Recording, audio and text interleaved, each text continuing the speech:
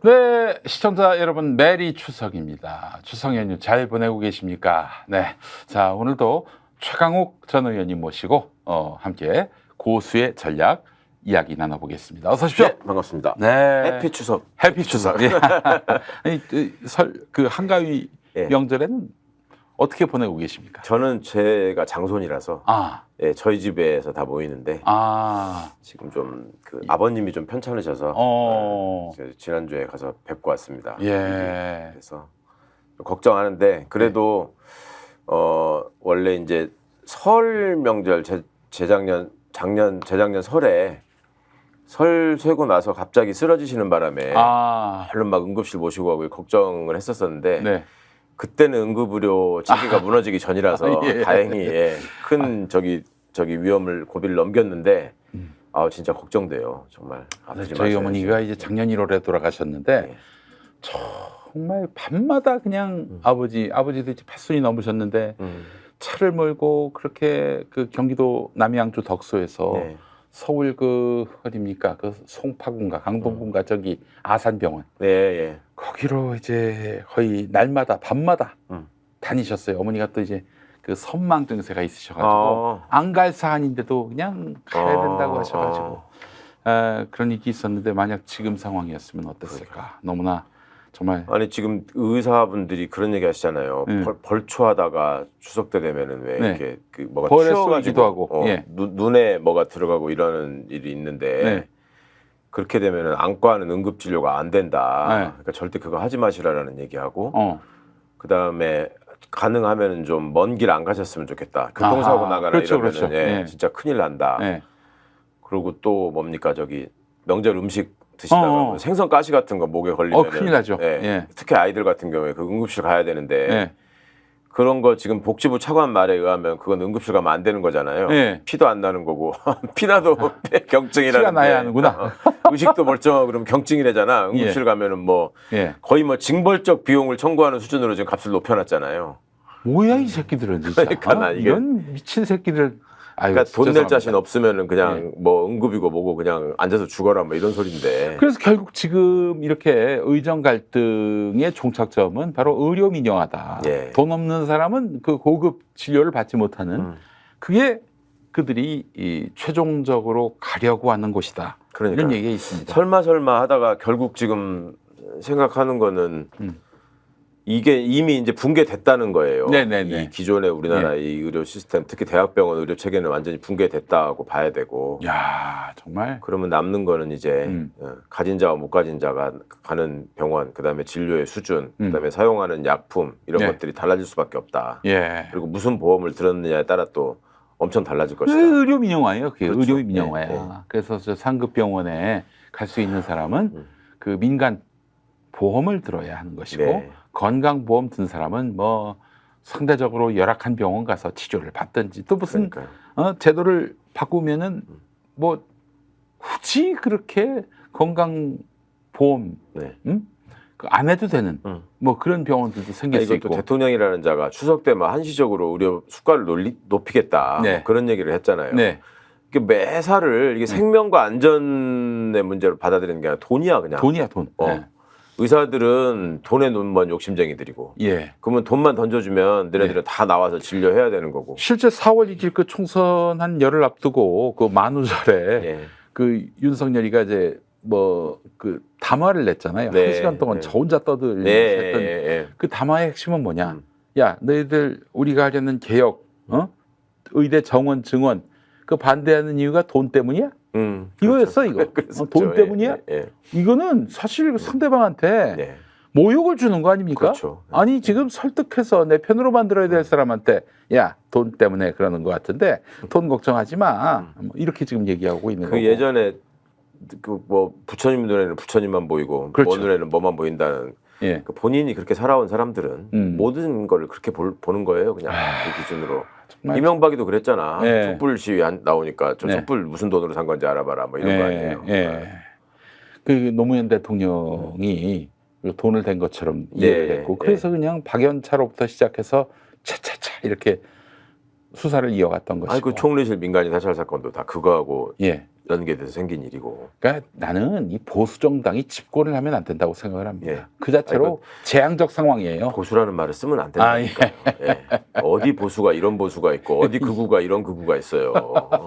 프랑스에 지금 뭐 국민전선이 극우 정당이라고 뭐 연정에도 참여 안 시키고 뭐 네. 어쩌고 하고 있지만 네.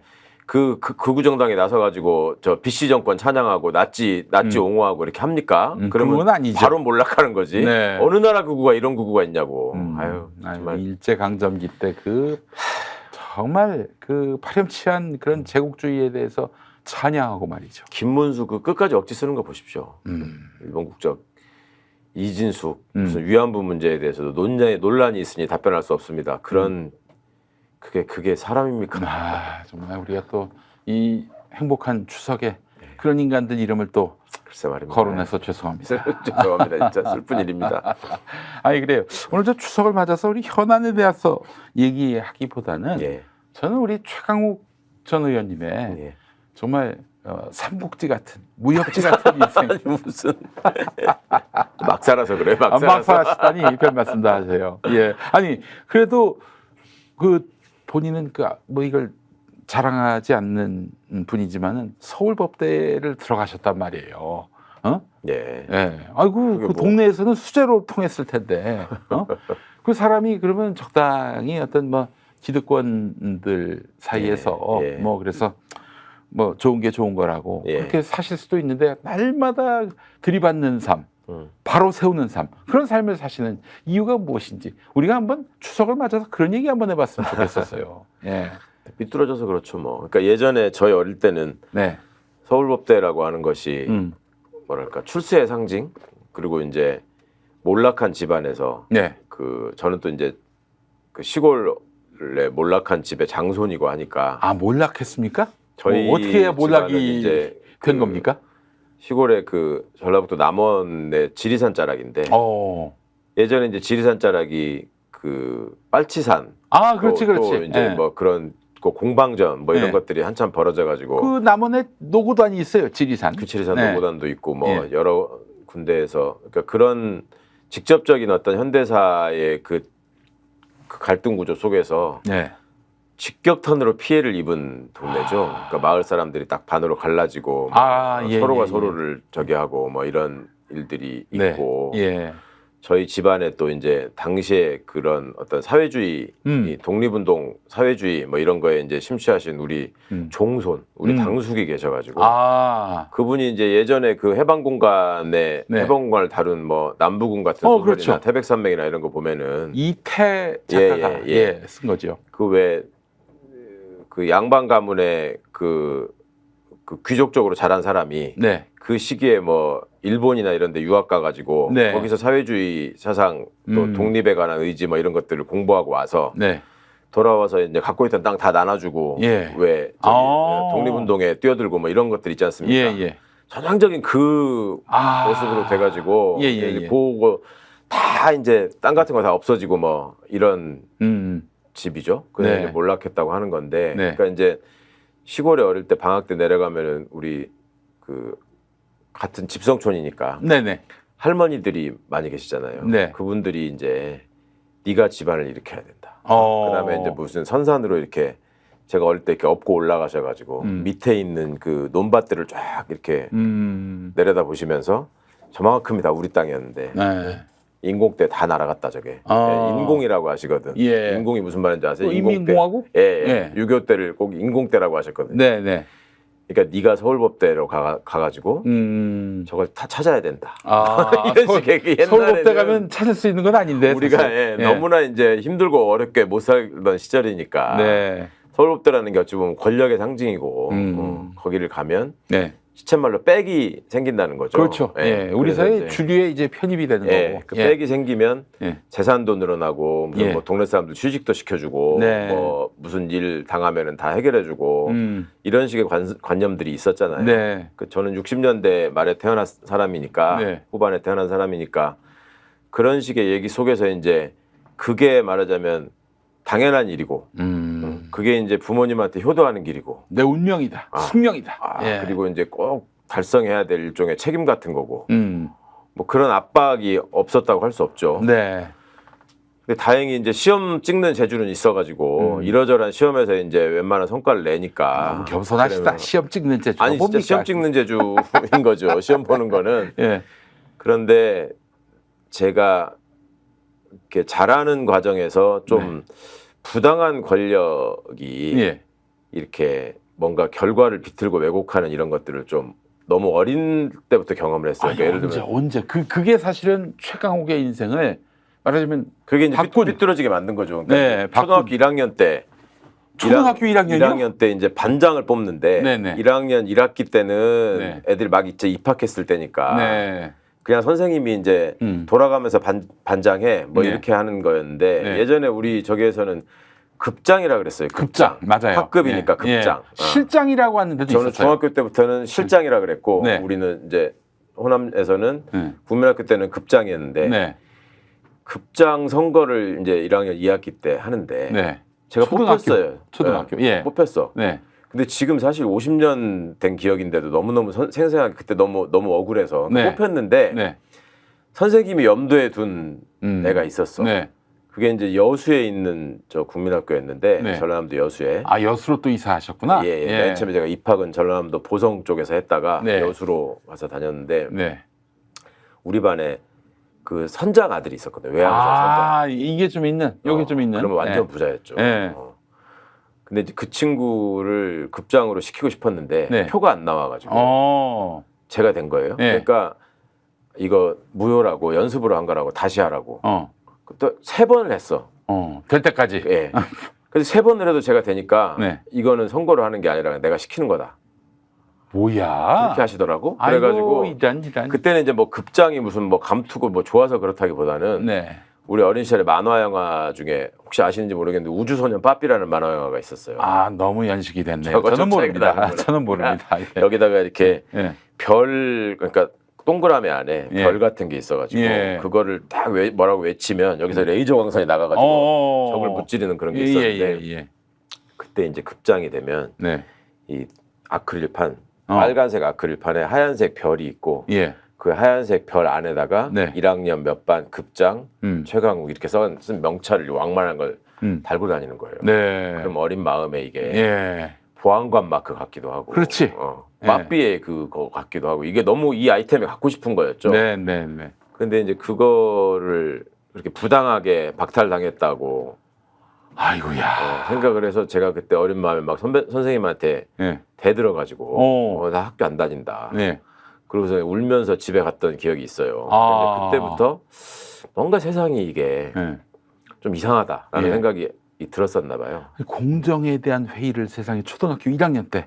그러니까 예. 지금 생각해보면 그러니까 인생이 거기서부터 꼬인 건데 뭐 굳이 따지자면 예. 그런 일도 있었다. 예. 아, 그게 이제 하나의 어떤 그런 마음속에. 네. 예. 그러니까 갈수록 이제 학교 다닐 때는 사실은 선생님이 대단한 존재잖아요. 그렇죠. 그리고 저는 아버님이 또 교사셨기 때문에 아. 더더욱 이제 그런 어떤 권위에 대한 존중, 네. 무슨 절대자 같은 느낌 뭐 이런 게 있었는데 네.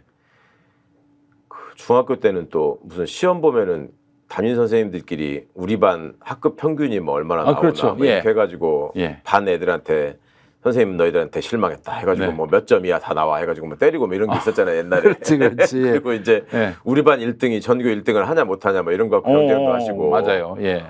근데 이제 제가 시험 보는 재주는 하여튼 있었는데 무슨 시험을 하여튼 봤는데 수학 시험을 제가 하나 틀렸는데 한 문제를 네. 선생님들이 문제풀이 해주시잖아요. 이제 네. 끝나고 나면. 네. 근데 문제풀이 해주시고 이제 자기 점수 확인해봐라 네. 하시는데 저는 분명히 하나를 틀렸는데 만점을 맞았다고. 그러니까 100점이라고 저기 채점을 하셨더라고. 그래서 선생님 이거 사실은 제가 틀렸습니다 한 문제를. 네. 그랬더니 이제 그게 점수가 다운됐죠. 예. 그러니까 선생님이 굉장히 의아하게 날 보시면서 그냥 가만 놔두지 뭘 그걸 고쳐달라고 하냐. 아니, 저도 그런 생각입니다. 예. 아니, 굳이 뭐 이렇게. 그래가지고 저 이상한 놈이다라는 어떤 그런, 그러니까 뭐 좋은 의미의 이상한 놈이라 말씀하셨겠지만 네. 그때도 제가 선생님이 나한테 이거를 사실대로 얘기했다고 이상한 놈이라고 농담이지만 그렇게 하시는 건 좀 아니지 않나? 네. 뭐 이런 생각을 했는데.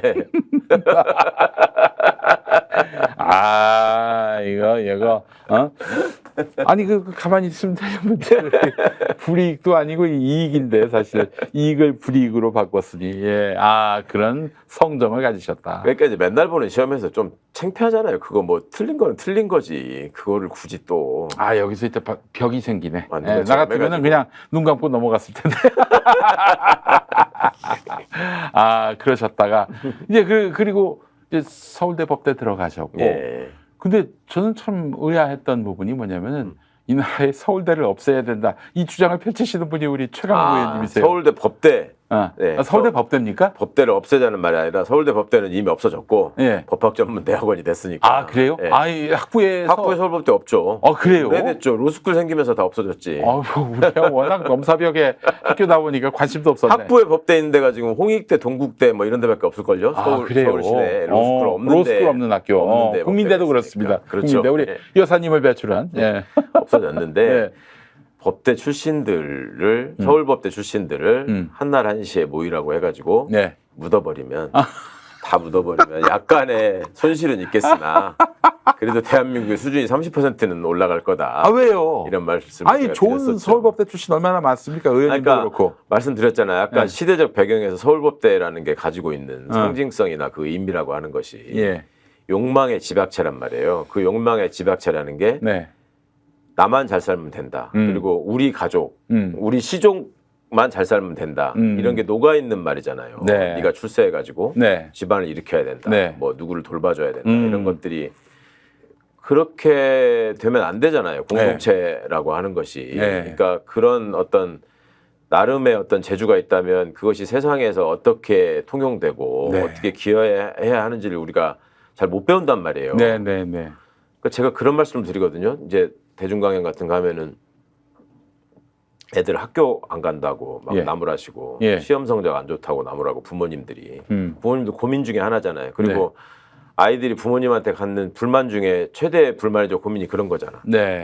우리 아빠 엄마는 맨날 공부하라는 얘기만 한다. 뭐 내 꿈에 대해서는 물어보지 않는다. 뭐 이런 거잖아요. 근데 그렇게 된 이유가 애들이 이제 왜 자꾸 그런 걸 나한테 강요하냐라고 하면 네가 좋은 학교를 가야 되고 좋은 학교를 가서 좋은 직업을 가져야지 아빠 엄마처럼 고생 안 한다. 남들한테 무시당하지 않는다. 그렇죠. 이런 얘기를 하잖아요. 그러니까 결국에는 자기의 결핍을 그 자녀에서 이거를 말하자면은 충족시키려고 하는 그런 것도 있고 애들을 실제로 생각하는 마음도 있고 뭐 이런 거 있겠지만 저는 거기서 그 좋다라는 형용사가 과연 맞는 것인가. 좋은 학교라고 하는 게 우리가 커트라인 높은 학교를 좋은 학교라고 하잖아요. 근데 그건 아니잖아요. 좋은 학교라는 거의 원래 의미는 좋은 교육을 하는 좋은 가치를 가르쳐주는 좋은 선생님들이 많이 계셔가지고 좋은 사람을 길러내는 데가 좋은 학교지 커트라인 높은 데가 좋은 학교는 아니거든요. 그렇게 얘기하고 좋은 직업이라고 하는 것도 어떤 일을 하면서 사회의 세상의 발전에 또 사람들이 좀 더 행복해지는데 얼마나 기여하느냐 그런 직업이 좋은 직업이지 돈 많이 받고 남들이 알아주고 어디 가서 나댈 수 있고 그다음에 명함에다가 뭐 박아가지고 다니면 바로 알아보고 뭐 이런 걸 좋은 직업이라고 하잖아요.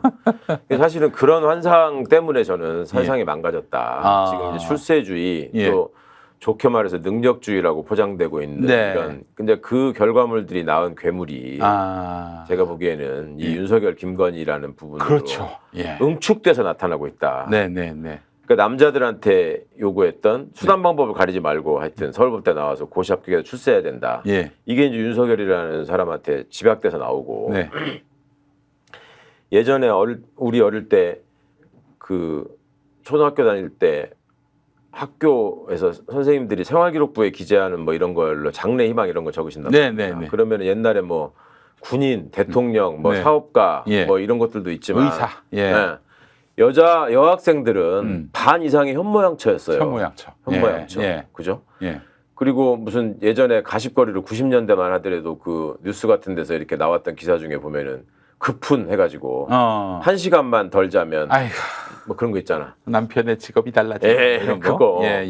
그러니까 그런 것들을 보면 그런 가치들이 집약돼가지고 김건희 씨의 삶의 모습에 지금 이렇게 나오고 있는 거 아닌가. 그러네요. 수단 방법 가리지 않고. 저는 그런 생각을 하고 그게 너무 속상하거든요. 그리고 제가 그 집단의 일원으로서 겪어본 어떤 사람들의 수준이랄까 품격이랄까 이런 것이 바깥에서 생각하는 것처럼 그렇게 대단하지 않다. 그러니까 사실은 저도 그런 환상이 있었다. 막 하도 서울대 하니까 대학을 들어가면 정말로 무슨 구름 위에서 놀았을 것 같은 애들이 우리 동기로서 이렇게 쭉 있으면서 이런 질문은 어떨지 모르겠는데 동기는 누가 계셨어요?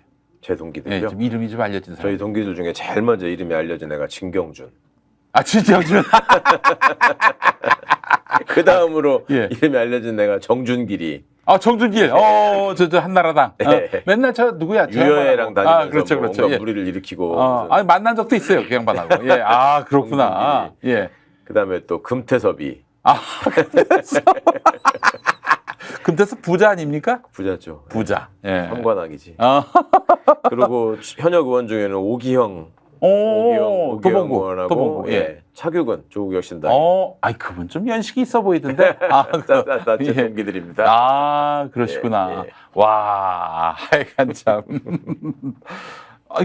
그래서 서울법대에 들어와서 보니까 구름 위를 걸어다니는 그런 존재가 아니더라. 다 사람들은 다 똑같은 거고. 예를 들면 교도소 다녀오신 분들이 거기도 다 사람 사는 세상이고 그럼요. 온갖 일이 다 생긴다고 하듯이 서울대 법대라는 집단이 거의 300명이었거든요. 저희 다닐 때 294명이었어요. 입학 정원이. 그러면 온갖 군상들이 다 있는 거예요. 한 학년에. 온갖 군상들이 다 있는 건데. 그러네. 그거를 이제 외부에서 서울법대를 다닌다는 이유만으로 대단한 사람 취급을 하니까. 결혼시장에서도 먹어주고. 아, 그렇죠. 그리고 스스로 어디를 가서도 그거 하나만으로 그냥 모든 게 다 설명되고 해결되는 그런. 뭐 이력서에 딴 거 쓸 거 없어. 서울대 법대. 이거면은 뭐 사실 뭐 딴 사람들의 자잘한 경력 뭐 20페이지, 30페이지보다도 낫지 사실. 근데 저는 사실 80년대 대학을 다니면서 항상 이제 일종의 실존적인 고민을 했거든요. 내가 여기서 대학을 다니는 이유가 뭔가. 그리고 눈앞에서 이렇게 죽어가는 친구들도 있고. 날이면 날마다 그때는 이렇게 정경들한테 구타당하고 뭐 끌려가고 이런 일들이 눈앞에서 늘 벌어지던 때니까. 87학번이셨어요? 88학번이셨어요? 86학번. 와, 전두환 그 정점에서. 그렇죠. 저는 입학하자마자 86년 아시안 게임 때 그때 서울대 체육관에서 그 탁구 경기가 열렸었는데 그렇죠. 그때 학교를 다 거의 폐쇄를 해버렸다고. 학생들 모여서 시위할까 봐. 그런 시절에 이제 학교를 다니다 보니까 그리고 이제 그때 이제 부천서 성고문 사건, 뭐 박종철 고문치사 사건 이제 다 제가 대학 들어간 직후에 다 벌어진 일이라서 그런저런 과정에서 이제 너무 고민이 많은데 그때만 해도 세상에는 올바른 길이라는 게 있고 올바른 가치라는 게 있다라는 일종의 확신이 있었죠. 이 군사 독재 또 사람을 이렇게 늘 폭행하고 국민이 군림하려고 하는 이런 게 없어져야지. 맞아요. 법이라는 것도 의미가 있고 뭐 그런 생각을 했는데 지금 돌이켜 보면 그때는 좀 제가 너무 순진했던 것 같아요. 그러니까 그때는 사실은 뭐 시험 거부 이런 것도 많이 했단 말이죠. 근데 그때 시험 거부 안 하고 이렇게 들어가는 소위 강남 파라쿠 출신 애들 뭐 이런 애들이 있었어요. 근데 걔들도 되게 민망해하고 부끄럽게 생각하면서. 금태섭 전 의원은 들어갔습니까? 안 들어갔습니까? 모르겠습니다. 잘 기억이 안 나요. 별로 그때 존재감이 없어서. 들어갔을 것 같아서. 뒷문으로 들어가서 몰래 시험 보고 뭐 이런 식이었는데 그럼에도 불구하고 뭔가 이 친구들도 여기서 옳은 길이 뭔지는 알고 있겠지. 그냥 용기가 없거나 부모님이 무섭겠지. 부채감은 갖겠지만은 그런 생각을 가지면서 살았었는데 그게 나중에 나이가 들고 이러저런 사건을 겪으면서부터 이게 생각하는 것 자체가 다르구나. 얘네들은 자기 스스로를 다른 사람들과 차별화된 별도의 사람이다. 나는 당연히 특혜를 누려야 되고 특권을 가져야 되고 사람들 앞에 나서서 이렇게 군림하는 위치에 있는 게 당연하다라고 받아들이는 경우가 꽤 있구나. 라는 데서 오는 실망이 있었죠. 그리고 외부에서 생각하는 것처럼 무슨 서울법대를 나와가지고 세상에 크게 기여한 사람이 그러면 얼마나 있느냐. 손으로 꼽아요 진짜. 그 많은 사람들이 있었는데 이렇게 서울법대 나온 사람 중에 훌륭한 사람 한번 말씀해 보세요 하면은 조영래 변호사님 정도? 이낙연. 농담입니다, 여러분. 농담이에요. 그러니까 이렇게 보다가 아니 저 사람 왜 저 모양이야 하는 사람 중에 서울부터 사람 되게 쉽게 꼽을 수 있어요. 근데 저 사람은 진짜 진짜 열심히 살았고 참 저기하다 하는 사람들 중에는 진짜 거의 없어요. 아니죠. 찾아보면 또 많이 나올 텐데. 한번 예. 얘기해 보세요. 누가 있나? 최강욱. 잘 안 떠오른다니까 정말로. 최강욱. 너무 슬픈 일이에요. 자, 의원님. 네. 그러면 사모님은 첫사랑인 걸로 알고 있습니다. 네. 어떻게 만나셨어요? 결혼식장에서 누가? 이런 얘기까지 방송에서. 아이고 어때? 들은 바가 있어요, 내가 좀. 예. 제가 하여튼 그 집안에 그 여자가 없는, 그러니까 여동생도 없고. 다 아드님이셨어요? 예, 다 아들만 있는 이런 집에서 자라가지고. 네. 이 여자분들하고 대화하는 법이나 뭐 이런 거를 모르고 자랐어요. 예. 예. 그러니까 대학 들어가면 뭐 미팅도 하고 뭐 그렇죠. 많이 이제 해방감에 그런 걸 하잖아요. 네. 근데 이제 기본적으로 촌놈인데다가 네. 그런 게 좀 싫더라고. 그러니까 가면은 뭔가 환심을 사야 되잖아. 상대한테 그렇죠. 이렇게 애프터도 성공하고 뭐 마음에 드는 사람이 나오면 예. 그럼 뭔가 나를 가장해서 꾸며서 이렇게 얘기를 해야 된다는 게 그러니까 그 상품화를 해야 되는 거예요. 상품화를. 네, 그게 좀 싫었어요. 그리고 바깥에서 저렇게 막 그렇게 싸우다가 죽어가고 뭐 다치고 이런 사람들이 있는데 네. 그 시원한 데 앉아가지고 이런 거 먹으면서 네. 그 여학생 앞에서 알랑거리면서 환심을 사는 일을 해야 된다는 게 좀 내키지가 않아서 아이고야. 그런 걸 못 해봤어요. 잘. 못 하고 있다가 이제 그 시골에서 서울로 학교를 오면 남자 고등학교하고 여자 고등학교하고 이렇게 조인트 동문회라 그래가지고 하는 경우가 있죠. 예, 그렇죠. 대개의 경우는 이제 사립학교 같은 경우에는 재단이 같은 학교, 서울 같은 뭐 배문, 서문 뭐 이런 데가 같이 동문회를 뭐 예를 들면은 땡땡시라고 했을 때는 땡땡 고등학교 땡땡 여고. 네, 이렇게. 그런 식으로. 그러니까 이제 뭐 공립학교 같으면은 뭐 그 과거의 명문고라고 했던 뭐 전주고 전주여고 뭐 이런 식으로 춘천고등학교 춘천여고. 그렇죠. 경북고 경북여고 뭐 이런 식으로 많이 하는데 저희는 이제 예전에 그 비평준화 시절에는 후기의 공립고등학교였던 학교라서 딱히 뭐 그렇게 매치될 만한 여자 학교가 없어서 그냥 전주 시내에 있는 다른 여고랑 이렇게 그렇죠. 고등학교는 참 전주에서 나오셨어. 그러니까. 전주에서 나왔죠. 그러니까 그렇게 하고 있었는데 이게 서울대를 들어오는 사람들 숫자가 적을 거 아니에요. 아무래도. 그러니까 이제 이게 사람도 잘 없고 하니까 이게 이제 매칭도 안 되고 하니까 잘 안 되는 거야 이게. 그래서 후배들이 그 고등학교를 바꿨어요. 제 2년 후배들이 그 조인트 동문회를 같이 하는 그 여고를 바꿨어. 다른 고등학교. 근데 저의 아내는 그 고등학교의 3회 졸업생이에요. 그래가지고 나중에 이제 후배들이 지네들끼리 모여서 이제 있는데 저는 그때 대학원 다닐 때인데 밥 먹으러 가는데 이렇게 옛날에 후배들이 선배 불러가지고 이렇게 밥 사달라고 그러고 그렇게 했었잖아요.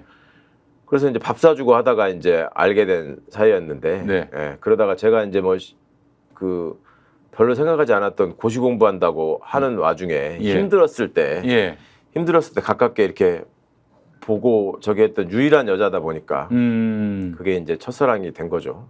그러니까 이제 그 첫사랑이 그 이제 부인이 된 것은 그거는 이제 그 이전에는 그 박근혜 표현을 빌려서 국가와 연애를 하셨군요. 아니 뭐 그 정도는 아니고. 그렇잖아요. 시대의 이런 아픔을 보고 어떻게 내가 연애를 할 수 있는가? 그 일은 그 정도까지 거창한 그건 아니고 누가 뭐 저 좋다고 하는 여학생도 없을 것 같고. 아이고 왜요? 넘쳐나시지. 아닙니다, 진짜. 진짜 저는 저 좋다고 하는 사람 아무도 못 봤어요. 그리고 이제 군에 가셨는데 그 군 법무관이라고 합니까? 법무관을 했죠. 법무관을 하면서 처음에 제가 저한테 좀 놀랬던 게 하나 있는데 처음 이렇게 가보면 그 군대 가면 이제 그 군 전용 전화 회선이 있거든요. 그래서 보완을 위해서 존재하는. 그렇죠. 보완을 위해서 존재하는데 그건 100% 이제 기무사에서 감청하는 전화인데. 그래요.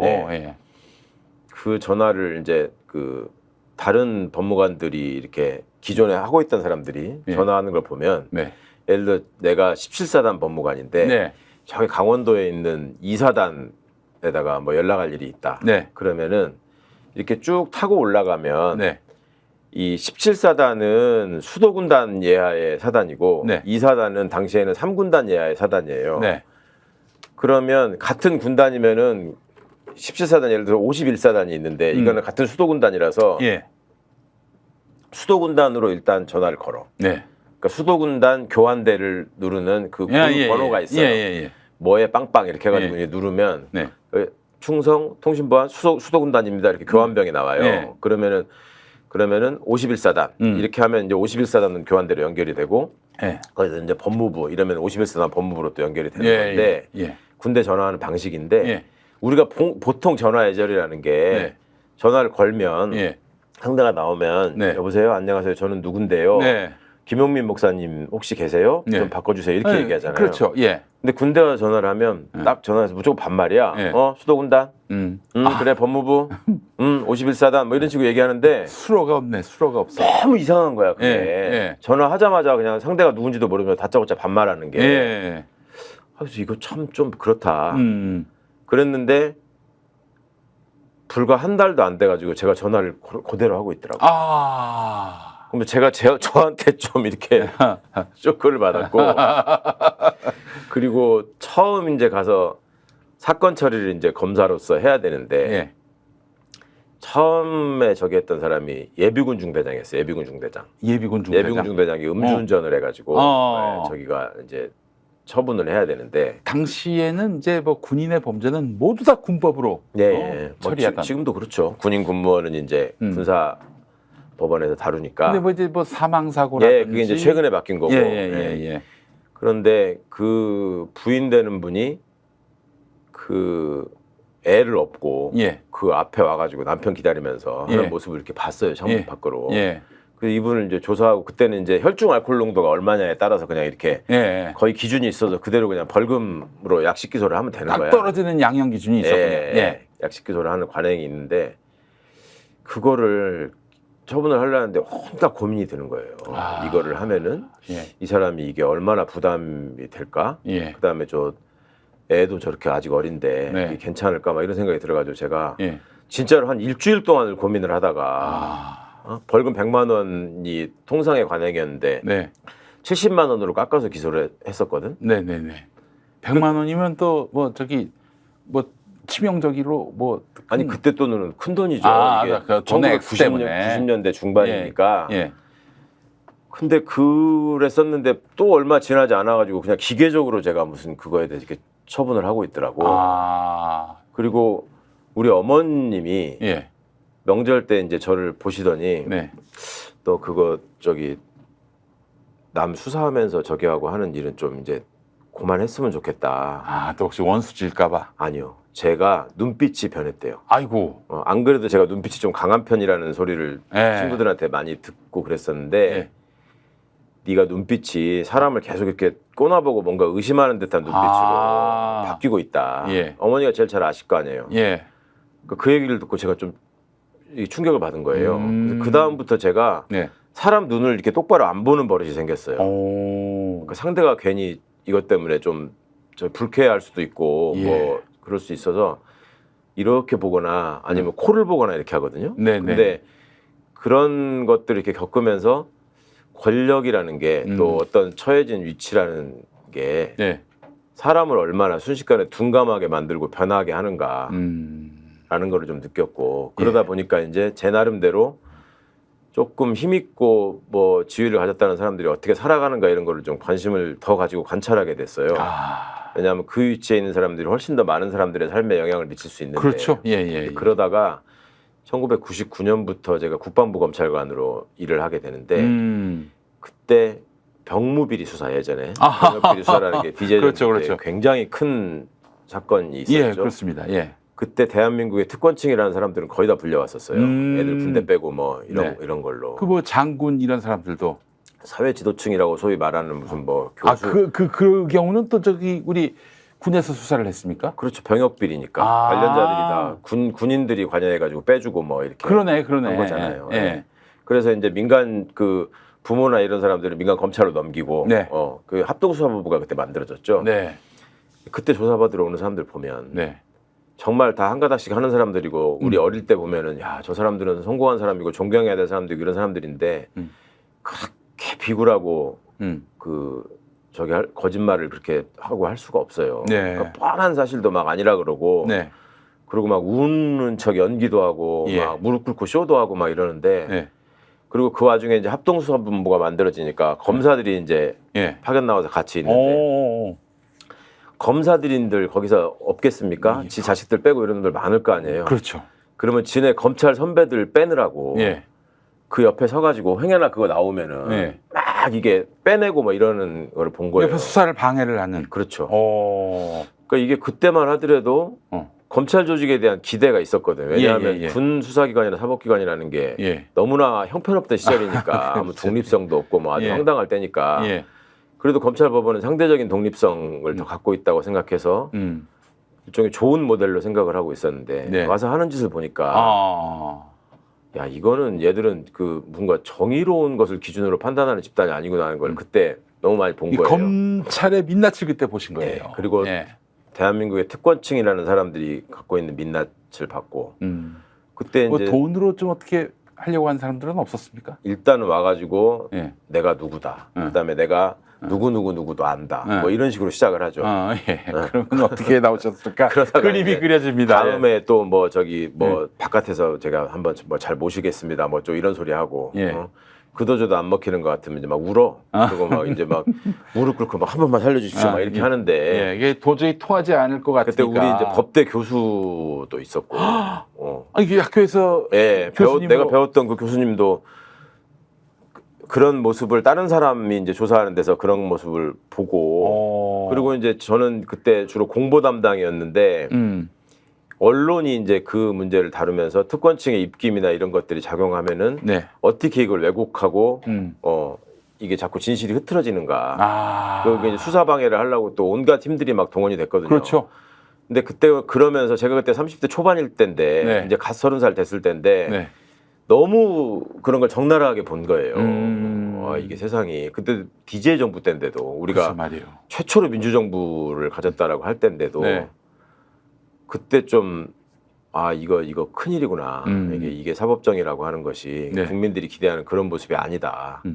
그리고 법 공부를 해가지고 무슨 고시 합격을 했네 어쩌네 하면서 여기서 어떤 사람의 인생에 대해서 판단하는 권한을 가진 자들이 올바른 기준과 올바른 생각으로만 움직이고 있는 게 아니고 너무 많은 변수들에 의해서 너무 쉽게 휘둘린다. 그리고 대부분의 사람들이 그냥 편하게 거기 이렇게 함께하는 길을 택하고 그것이 어찌 보면은 자기의 어떤 위치나 특권을 강화하는 또 기제로 작용하고 그렇게 해야지만 또 그 집단에서 인정받고 존중받고 네가 이번에 나를 이렇게 도와줬으니까 네가 다른 거 할 때 내가 이렇게 밀어줄게. 이런 식이 되는 거죠. 그렇게 만들어지는 거죠. 로얄 패밀리가 되는 거고 또 그게 나중에는. 너무 싫었어요. 그러니까 이게 그렇게 되는 와중에 실제로 힘없고 백없어서 그냥 저기 하는 사람들은 아무런 고려 대상이나 고민의 흔적도 없이 그냥 기계적으로 이렇게 양형 기준에 따라서 막 해서 그냥 막 넘기는 사람들이 조금만 뭐가 붙어 있으면 심지어 군대 안에서 뭐 그런 놈들도 있었어요. 뭐 그때만 하더라도 무슨 대령 하나 소환해서 조사하는 것도 힘들 때요. 근데 육사 나온 대령을 불러가지고 조사를 하는데 국방부의 간부라는 자들이 무슨 얘기를 하냐면 육사 나온 대령은 하늘이 내리는 건데 어디 그런 사람을 오라가라 하면서 조사를 하느냐. 그래서 그래? 하늘이 내리는 건지 법을 지키는 게 중요한 건지는 그러면 해봐야 된다. 그래서 저는 사실은 이거를 반드시 깨야지 우리나라의 민주주의가 완성되고 군부 독재 잔재가 청산된다. 맞습니다. 그 생각을 좀 많이 했었죠. 그 장군 중에 하여튼 비리가 있었는데 제가 기억이 머릿속에 남는 거는 화장실에 들어가가지고 또는 뭐 자료를 입으로 먹어가지고 그 얘기 좀 해주세요. 그게 뭐였지 그게? 아니 이제 그 앞에는 2004년 5년에 있었던 일인데. 그때까지 군에 계셨어요? 그렇죠. 제가 2005년에 나왔으니까 2004년 5년 때에 그 현역 대장을 구속할 때 그때 와, 대장을 현역 대장을 구속할 때 이거 뭐 중령 대령도 뭐 저 하늘에서 내린다고 하는데 이 양반 예, 뭐 저는 옥황상제 친구였겠네. 그거를 깨기 위해서라도 예. 이런 어떤 부하들을 괴롭히고 예. 너무 심하게 하는 이런 사람은 반드시 처벌해야 된다. 뭐 어떻게 괴롭혔어요? 그러니까 이제 제가 이런 사람은 그냥 두면 안 되겠다라고 생각하는 게, 제가 이제 그 군에서도 말을 잘 안 듣고 자꾸 이래저래 뭐 시비 걸고 막 회의 때마다 자꾸 네. 이유 있다 그러고 왜 정해놓고 하냐 그러고 막 이렇게 하니까 네. 쫓겨났었어요. 저희 강원도의 제일 오지로. 제일 열악한 그 환경에 있는 부대가 3군단이거든요. 네네네. 그 인제군 기린면에 아, 알고 있습니다. 예, 알고 있습니다. 인제 원통의 그 사람들을 예. 관할하는 군단인데, 인제 가면 원통에서 인제 가면 언제 오나 원통에서 못 살겠네 뭐 이런 데를 관할하는 데인데 예. 사단보다 군단 사령부가 훨씬 더 시골이야. 이제 그 군단으로 쫓겨나 있었는데 거기서 있을 때 예. 부사관 분들이 네. 이제 제가 좀 가깝게 지냈어요. 그분들이 아무래도 더 힘들게 지내시니까. 그럼요. 근데 한 분이 그런 얘기들 하시더라고. 거기가 이제 강원도 산골 오지라서 이 잣나무가 많아요. 네. 부대 안에. 네. 그러면 청설모들이 또 잣을 따먹으러 이렇게 오고 그러잖아. 그렇지, 그렇지. 근데 이제 그 부사관 분들은 한 지역에 오랫동안 계시잖아요. 네. 그러니까 그분들의 꿈은 자녀들을 잘 가르쳐서 여기를 벗어나게 하는 거야. 네, 네. 섬에 사시는 분들이 육지 나가는 게 꿈이듯이 그렇지. 예. 그런 게 있어요. 예. 그래서 이분들이 잣을 그렇게 수확을 해가지고 그걸 까서, 그러니까 그 식구들이 까서 이걸 팔아가지고 예. 그걸로 장학기금을 조성한 게 있어요. 그래가지고 부사관 자녀가 어디 춘천이나 예. 서울이나 이런 데로 이제 예. 학교를 가면 그걸 지원을 해주는 거예요. 부사관단에서. 자탁금이네. 자탁금. 예. 근데 그 잣을 까보신 분들 알겠지만 엄청 힘들거든요. 그거 까는 게. 무지하게 힘들죠. 예. 예. 그렇게 해서 까서 몇 년 동안을 해서 모아놓은 돈이 1억 한 2천인가 있었어. 그거를 그때 제가 이제 그 구속했던 사성장군이라는 사람이 당시에는 이제 별 3개의 군단장이었는데 예. 그거를 뺏어다 쓴 거야. 자기 돈이라고. 미친 자기가 새끼 아니에요? 군단 안에 있는 잣나무에서 생긴 소득이기 때문에 이거는 군단장이 쓰는 거다 해가지고 뺏어간 거예요. 아니 그 남의 돈을 그래가지고 갈취한 거 아니에요? 그렇죠. 근데 이제 부사관들 저거니까 찍소리 못하고 뺏긴 거야 그거를. 네. 그래서 제가 이거는 진짜 용서할 수가 없다. 아. 그래서 제가 그 부사관 분들 계신 데서 네. 제가 여기서 나가게 되면 네. 내가 반드시 이 사람은 구속하겠다. 네. 그랬더니 그분들이 그냥 쓴웃음을 지으시면서 예. 그래 뭐 저기 그때 이제 법무참모였단 말이에요. 예. 참모님 마음은 알겠지만 네. 군대에서 그게 가당키는 한 일입니까? 당시 3스타? 당시엔 이제 3스타였다가 4스타로 돼서 그 사람은 갔죠. 아. 갔고 이제 거기 군단장을 마치고 육군 참모 차장을 했고 예. 참모 차장을 하다가 4스타를 달고 이제 한미연합사 부사관으로 갔는데 그래서 제가 이 사람은 정말 나쁜 사람이 절대 용서할 수 없다. 네. 근데 부사관들은 그런 게 한이 맺혀 있고 네. 장교들은 또 거기 네. 군단의 참모들은 대령들이거든. 예. 이 사람들이 하도 이 사람한테 욕을 먹고 혼나고 이래가지고 예. 그 군인들이 그 20년 넘게 근무하고 뭐 이러면 정기적으로 이 정기 검진을 네. 받아야 되거든요. 근데 아이고. 거의 90%가 심장 질환이 발견돼가지고 속이 새까맣게 탔구나 한마디로. 심장 질환이 예. 발견돼가 재검을 받은 거야. 아하. 그 얘기를 하길래 야 얼마나 사람을 예. 굴림하고 괴롭혔으면. 그 사성장군까지 됐다면 위에다가는 얼마나 잘했겠어요. 그렇죠. 네. 아마 그렇게 그 잣으로 모은 돈을 상납했을 수도 있어. 그래서 일종의 사명감이 생겼어. 그래가지고 나중에 이제 거기서 이래저래 첩보를 수집해 보니까 예. 온갖 돈을 다 닦아서 자기가 다 쓴 거예요. 그래서 이거는 예. 반드시 처벌한다. 네. 그래가지고 이제 그 다음에 제가 국방부 검찰부장이 됩니다. 네. 국방부에 가서 예. 그거를 이제 수사를 해서 구속을 하게 된 거죠. 근데 아이고 그 사람이 그게 얼마나 어려운 일인데 그게. 육사를 나온 포스타니까 예. 구속영장 청구를 하든 뭐를 하든 네. 그 군사법 체계에서는 당신은 모든 거를 다 관할관이 결재를 해줘야 되는데 예. 국방부 검찰단은 네. 장관이 관할관이에요. 오, 그러네. 장관이 결재를 안 해주는 거야. 네. 그리고 제가 담당 수석검찰관이면 예. 그 위에 검찰단장 무슨 뭐 법무관리관 이런 사람들이 결재를 해서 장관 결재를 받아와야 되는데 네. 아무도 결재를 안 해요. 증거는 확실한데. 다 확실한데 구속영장 청구를 못하게 하는 거야. 구속 기간이라는 게 있기 때문에 그렇지. 그 기간이 넘어가면은 풀어줘야 되는 거예요. 네. 그러니까 그 전에도 뭐 여러 가지 우여곡절이 많았지만 네. 뭐 출석 요구도 못하게 하고 막 뭐 네. 조사도 못하게 하는 게 있었지만 어쨌거나 그래가지고 영장 결재를 뭐 못 받고 장관이 맨날 없다 그러길래 네. 내가 그럼 받아오겠다고 장관실에 가서 지키고 있었어 앞에서. 아, 뻗치기를. 네, 뻗치기를 했는데 장관 보좌관이 별 하나예요. 네.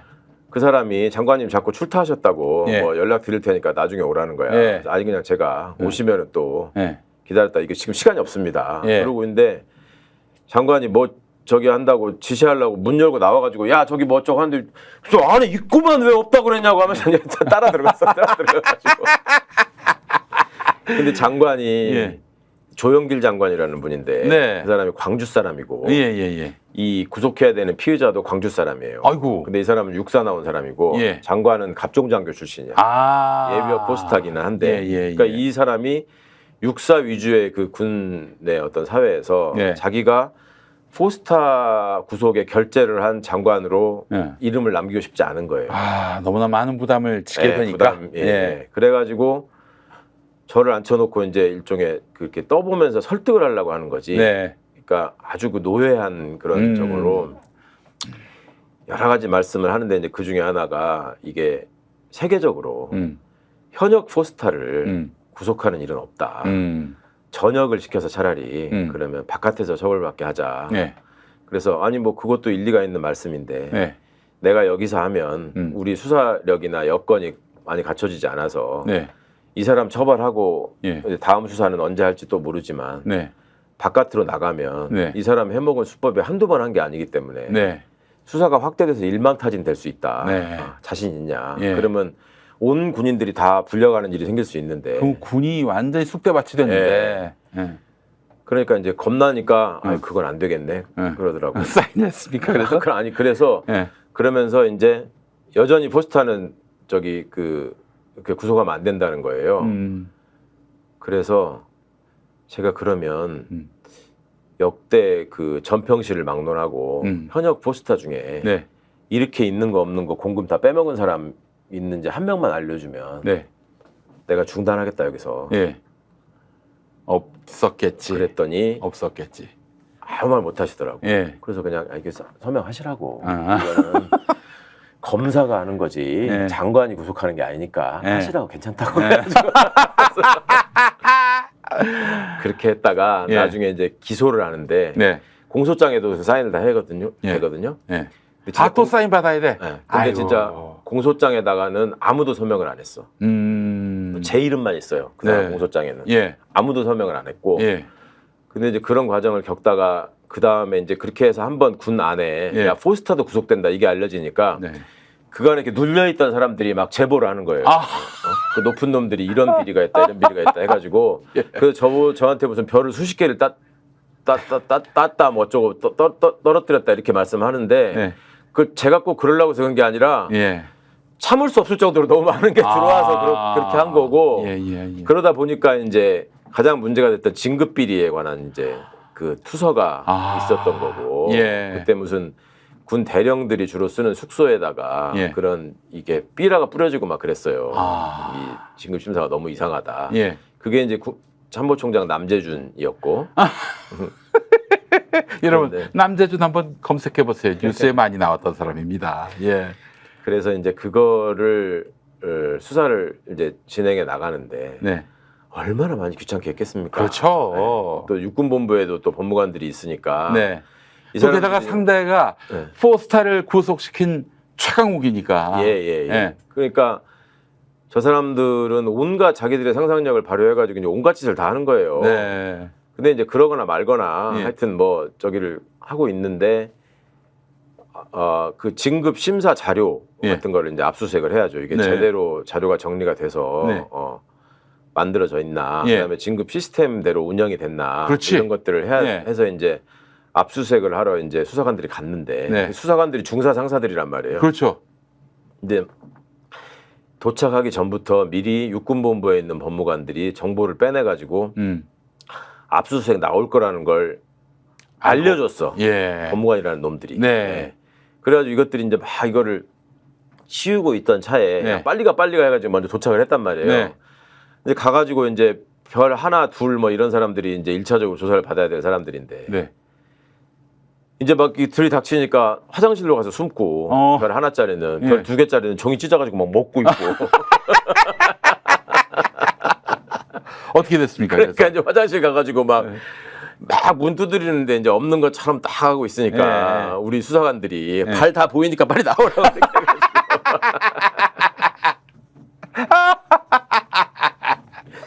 에휴. 여러분 이 얘기를 왜 들려드리느냐? 이러니 최강욱 전 의원이 우리 사회 기득권에 얼마나 두려운 존재, 눈의 가시가 됐겠는가 하는 걸 말씀드리기 위해서였습니다. 뭐 그러저런 걸 떠나서 제가 드리고 싶은 말씀은 그런 겁니다. 이 사람의 외양이나 그 일종의 스펙이나 이런 거에 속지 마시라. 그 뭐 어디 가서 뭐네 하고 노무현 대통령이 그런 말씀하셨잖아요. 전시작전권 하나도 제대로 갖추지 못하고 그 많은 예산을 쓴 사람이 별 3개 4개씩 달고 나 총장이요 뭐 합참의장이요 이렇게 껐덕거리고 다녔냐 이런 말씀하신 적이 있잖아요. 그렇습니다. 특히 우리는 이제 병역이 의무로 돼 있기 때문에 다들 군대를 갔다 오시고 대부분이 또 군인 가족들이고 그러니까 군인들을 굉장히 오버해서 이렇게 평가하고 주눅 들어 있는 면이 있어요. 무슨 막 중령 대령만 돼도 막 병사들 입장에서는 사실은 대대장만 돼도 엄청나게 높은 사람이거든. 대대장이 중령인데 그러니까 뭐 별이라고 그러면은 뭐 또 군부 독재를 또 겪고 막 이랬기 때문에 엄청난 사람인 줄 알고 그거 자체에 그냥 주눅 들고 뭐 검사, 뭐 판사, 국회의원, 장관 다 마찬가지죠. 맞습니다. 뭐 그런 거 하나로 다 그 위세 말하자면 기가 죽고 주눅 들고 하는 게 있는데 그런 사회는 민주주의 사회가 아니죠. 이건 신분제 사회인 거고. 맞습니다. 그리고 그런 사람들의 실체를 보면 무슨 서울대를 나왔다, 뭐 서울대 법대를 나왔다, 고시 합격을 했다, 뭐 저 사람은 장관을 했다, 뭐 별 4개를 달았던 사람이다. 그렇다고 해서 그게 그 사람의 어떤 인성과 품격과 지식과 양심과 능력과 인품 이런 것들을 다 그 레벨로 맞추는 게 아닙니다. 공부 잘하는 학생이 항상 모범 어린이상 받고 그렇죠. 거기서부터 잘못된 인식이 심어진 거예요. 공부 잘하면 다 그냥 특히 성적만 잘 나오면 이건 우등생이고 모범생이라는 소리를 들어요. 근데 반대말이 우등생의 반대말은 열등생이고 모범생의 반대말은 문제아야. 왜 시험 찍는 재주가 좀 부족하다는 이유만으로 열등한 문제아가 돼야 됩니까? 그러니까 그렇게 낙인을 찍어놓고 계속 그 시스템으로 세상이 굴러가는 걸로 해놓으니까 지금 우리가 이런 요망 요건에 이 괴물 정권을 지금 만나게 됐다. 알겠습니다. 오늘 이 최강욱 의원님의 인생사를 들으니까 정말 아마 많이들 느끼셨을 거예요. 그 댓글로 많이 남겨주시고 그리고 그 이후의 인생사, 그 군법무관 마치시고 이제 뭐 변호사로서 또 그리고 이제 나중에 정치인으로서 활동하신 거는 설 특집에 그만하시죠. 설 특집에 다루도록 하겠습니다.